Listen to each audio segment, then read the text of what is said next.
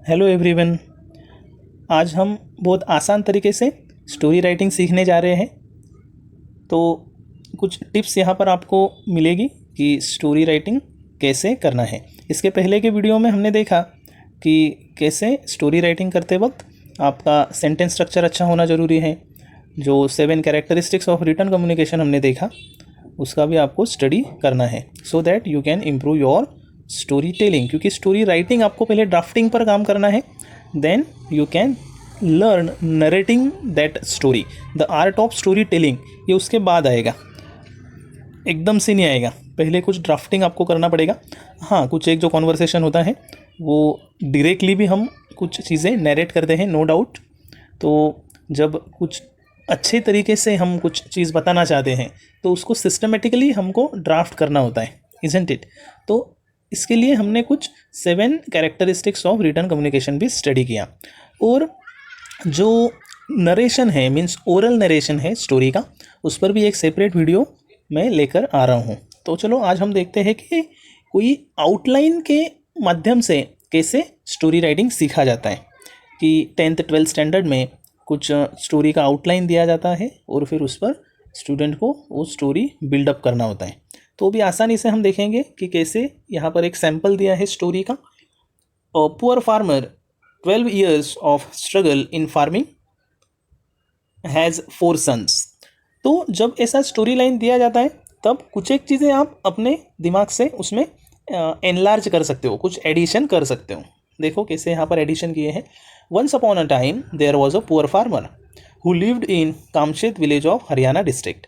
तो story line में दिया था कि एक पुअर फार्मर था, तो हमको पास्ट टेंस में ही वो प्रिपेयर करना होता है, ठीक है ना। फिर बाद में कुछ एक चीज़ें इसमें अपडेट किया हुआ है, एडिशनली आप उसमें लिख सकते हो। जब भी स्टोरी बिल्डअप करने के लिए बोला जाता है तो ऐसा कोई हार्ड एंड फास्ट रूल नहीं है कि कुछ एक चीज़ें आपने उस आउटलाइन में जो दिया है वो ही मेंशन करो। You can use your imagination. कुछ सिटी का नाम आपने डाल दिया, उसका फैमिली मेम्बर्स में कुछ मेम्बर्स को एडिशनली आपने बताया, ऐसी चीज़ें आप कर सकते हो। तो ये लैंग्वेज इंप्रूवमेंट के लिए ये एक एक्सरसाइज होता है स्टोरी राइटिंग का, ठीक है ना। Since his childhood he knew nothing but farming, he experienced many ups and downs in his 12 years of farming.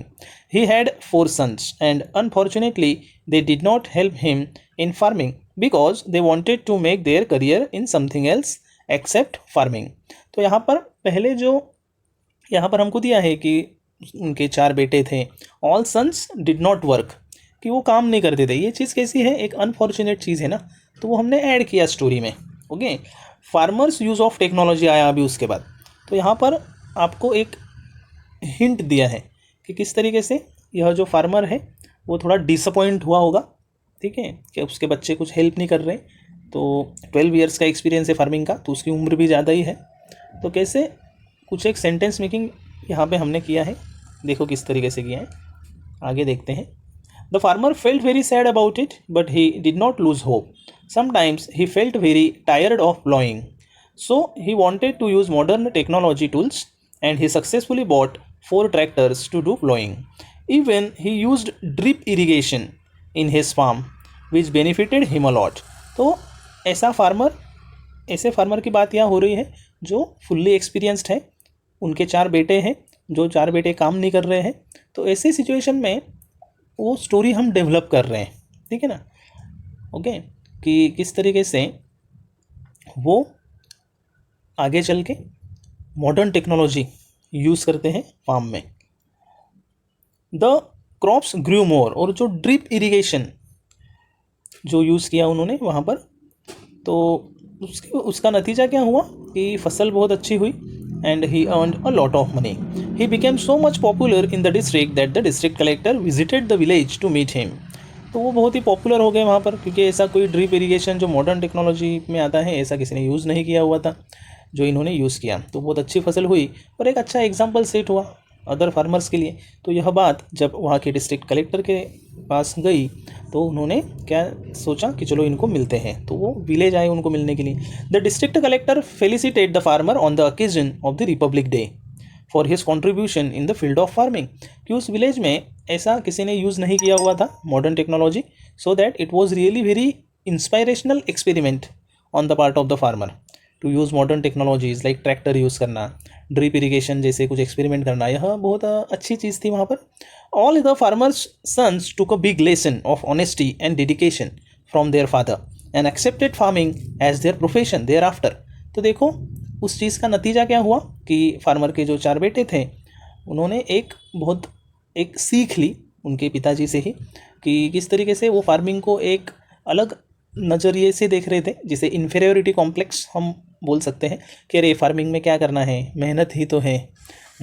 तो ऐसे आज भी बहुत सारे लोग सोचते हैं, तो वैसा बिल्कुल भी नहीं है। आज भी इंडिया में ऐसे कुछ फार्मर्स हैं जो बहुत अच्छा फार्मिंग से इनकम अर्न करते हैं, ठीक है ना। तो यह सीख उनको मिली।